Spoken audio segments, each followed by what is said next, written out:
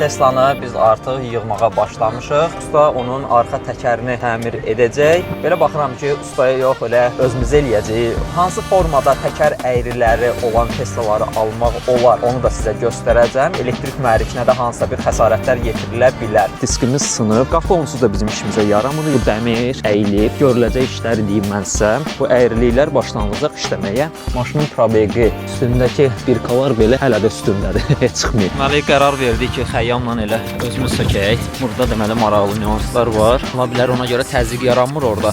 Burada əyri nə qol var idisə hamısını dəyişdim. Bu arada gəlin mən sizə xəyyamgilin yeni yerini göstərim. Xəyyam, stoku böyüdmüsən ha. Askı sistemini düzəldərkən orada iki nüans bizim diqqətimizi çəkdi.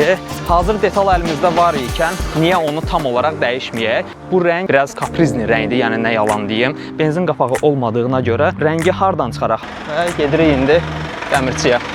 Deməli, harda qalmışdıq? Teslanı biz artıq yığmağa başlamışıq. Təm videoda artıq biz avtomobili gətirib ustanın yanına təhvil verdik.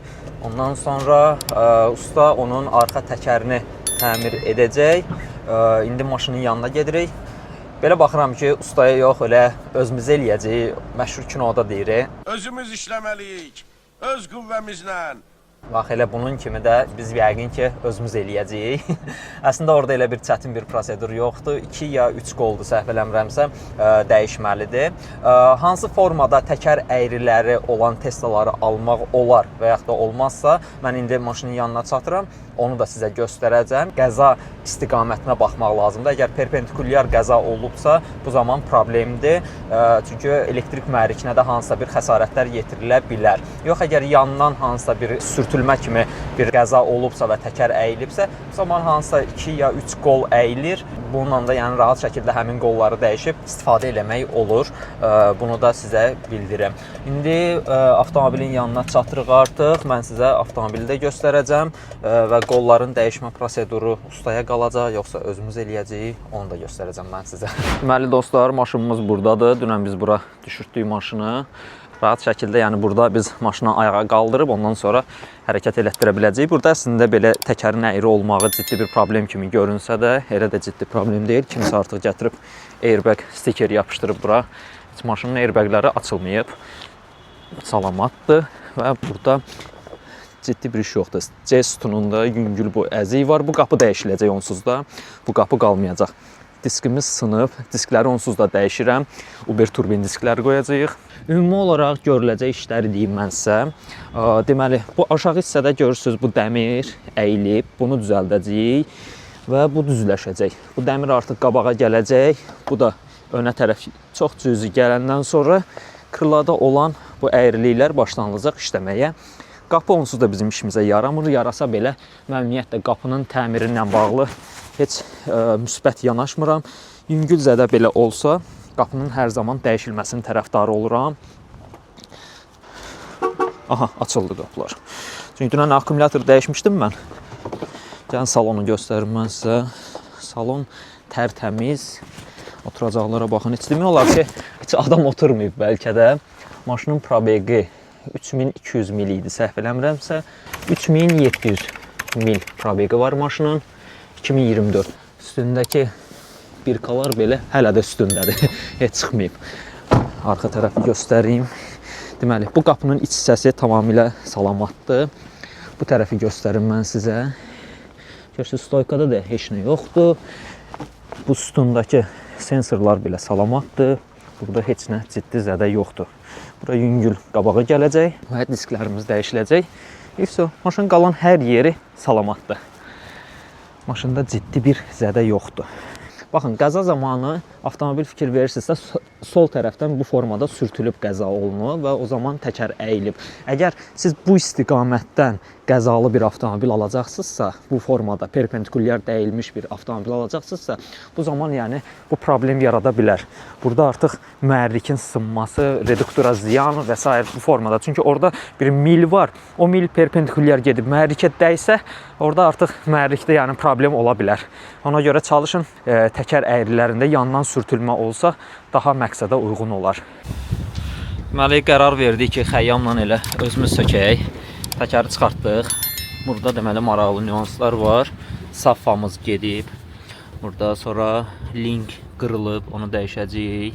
Safamız da var, təzə safamız. Aha, baraban da burada qırılıb. Görürsüz, artıq kabeldə. Hə, supportun motoru da belə deyək. Hə, supportun motoru.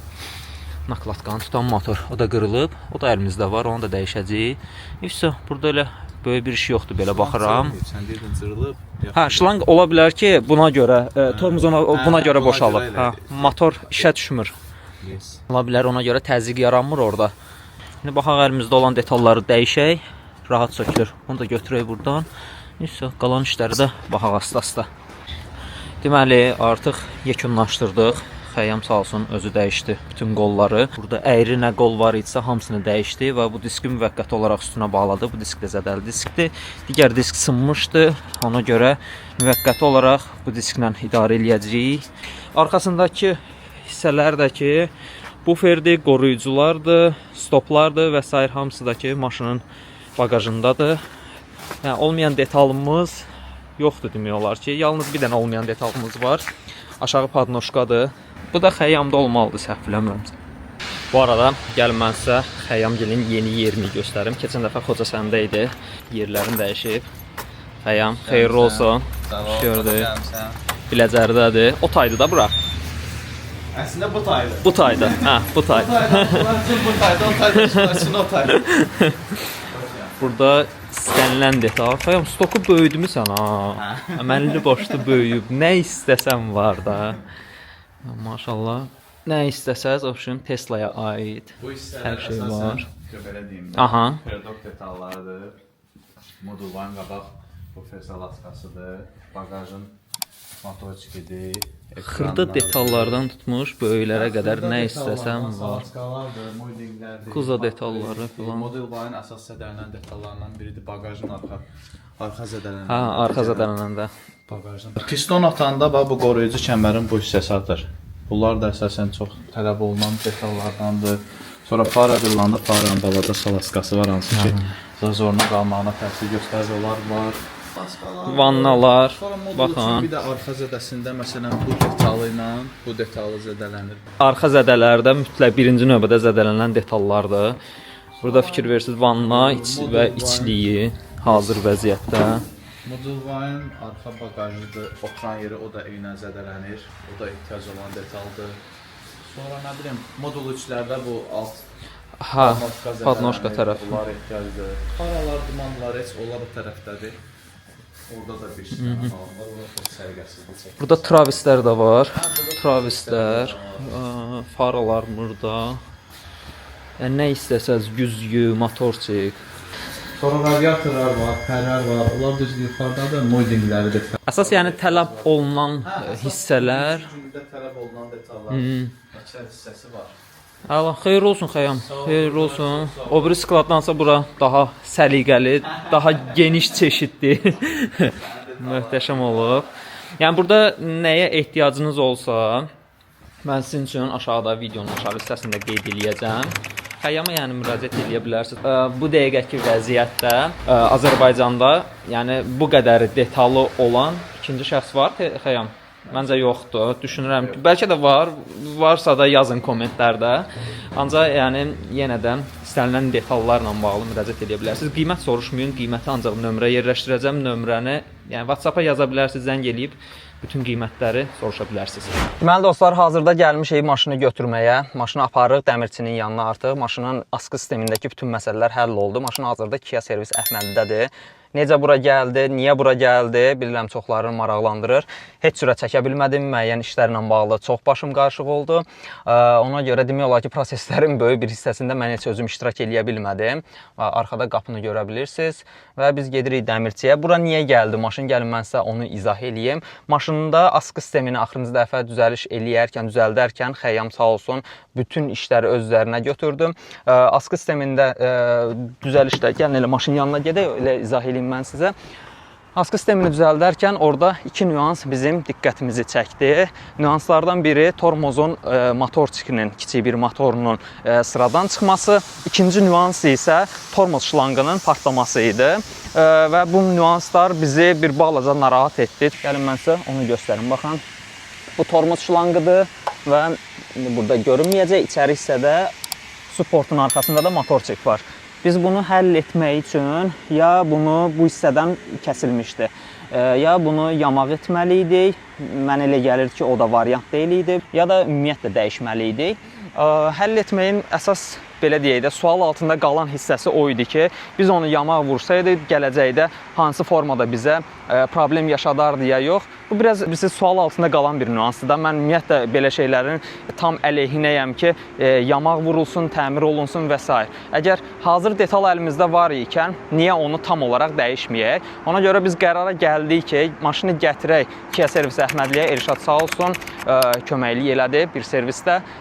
Bizə podyomnik ayırdılar və biz rahat şəkildə həmin şlanqı ümumiyyətlə tamamilə dəyişdik. Şlanqın dəyişmə proseduru elə də asan bir prosedur olmadı. Çünki maşının arxa travisi tam olaraq yerə düşdü və həmin proses həyata keçdi. Maşın tormozda dayanmırdı, çünki motorçik də xarab idi, ancaq rekuperativ tormozlanma sayəsində dayana bilirdi. Və biz motorçiki də ondan sonra, şlanqı dəyişdikdən sonra həll etdik və hazırda gördüyünüz vəziyyətdə maşın tam olaraq təkəri də düz dayanır. Bütün alt sistemdə hər biri də işlək vəziyyətdədir. Hətta yoxlaya da bilərik. Altında düzdür. Hazırda daşlar var. Çox da risk eləmək istəmirəm. Ancaq hazırda işə düşdü. Və D-yə keçiririk. Və D-də qaldı maşın. R-ə keçirdiyimizdə də rahat şəkildə R-də qalır. Və salam, maşın artıq tam olaraq ideal vəziyyətdə, işlək vəziyyətdədir. İşlək vəziyyətdə nəyi deyirəm? Yəni maşın onsuz da işlək vəziyyətdə idi. Pirapatronu partlamamışdı, heç bir qəza sensorları işə düşməmişdi.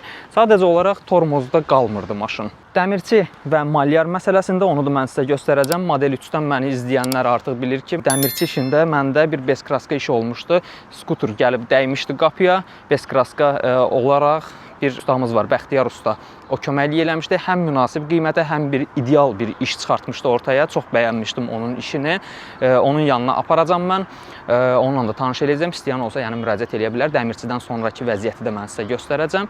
Ondan sonra da gedir malyara. Malyar məsələsində də bu rəng biraz kaprizni rəngdir. Yəni nə yalan deyim. Əgər ideal bir iş istəyənlər varsa, koloristi belə düzgün seçməlidir. Çünki kolorist də böyük rol oynayır ki, o tonu tutmaq məsələsi.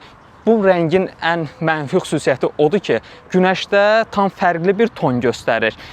Tutqun havada tam fərqli bir ton göstərir. Ona görə kolorist çox böyük rol oynayır. Koloristi də özüm aparacam və rəngi çıxartdıracam. Ondan sonra da gedəcəyik malyara. Bir nüansı mən sizin diqqətinizə çatdırım. Çox vaxt malyarlar nə edir? Ümumiyyətlə, avtomobil sahibləri nə edir? Mən indi maşının yanına qayıdım, onu izah edəcəm sizə.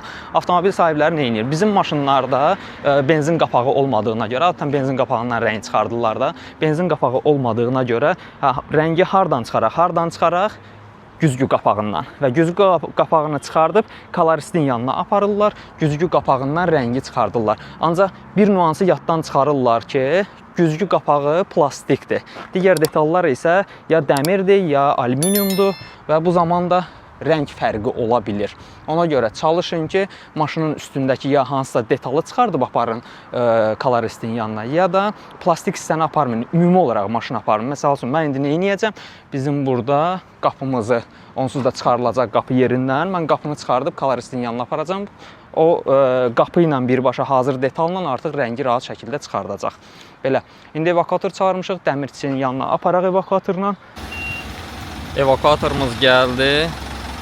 İndi maşını keçirdək evakuator rejiminə, sonra çıxardarıq, çünki tam evakuator rejimində də qalmaq düzgün deyil.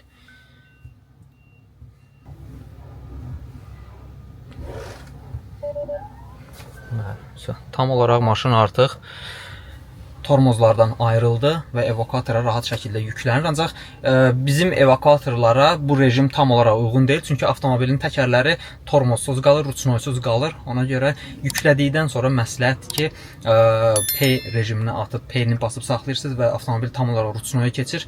Belə deyək, evakuatorun üstündə ruçnoyda qalır. İndi yüklədikdən sonra eyni proseduru mən də eləyəcəm. Deməli, maşını yüklədik, qapılarını bağladıq və gedirik indi dəmirçiyə. Yükləmədə mütləq şəkildə buksir yerini görürsünüz özünüz. Belə. Biz də gedək evakuatorun arxasıcan. Deməli, maşınımızı gətirdik dəmirçinin yanına. və düşürtmüşük artıq buradadır. Öz növbəsini gözləyir. Burada bir neçə əlində işi var ustanın. Onların hər birini görüb ondan sonra keçəcək bizim maşına. Qapını dəyişib digər işlərə başlayacaq. Qaraj servisdir buranın adı, amma ustanın nömrəsini bura qeyd edəcəm. Bəxtiyar ustadır. Kim istəsə müraciət eləyə bilər. Ancaq birinci növbədə mütləq şəkildə usta ilə əlaqə saxlayın. Ola bilər ki, usta yerini dəyişsin, başqa servisə keçsin. Sonra belə deyək də bu videoya bir neçə aydan sonra ya bir neçə ildən sonra baxan şəxslər deməsin ki, mən getdim o servisə, orada ustanı tapa bilmədim. Qapımız buradadır. İşləmiş qapı almışdım. Ona görə müəyyən işlər var idi. Maliyyarım artıq bu işləri görüb. İndi bu qapını da ustaya təhvil veririk.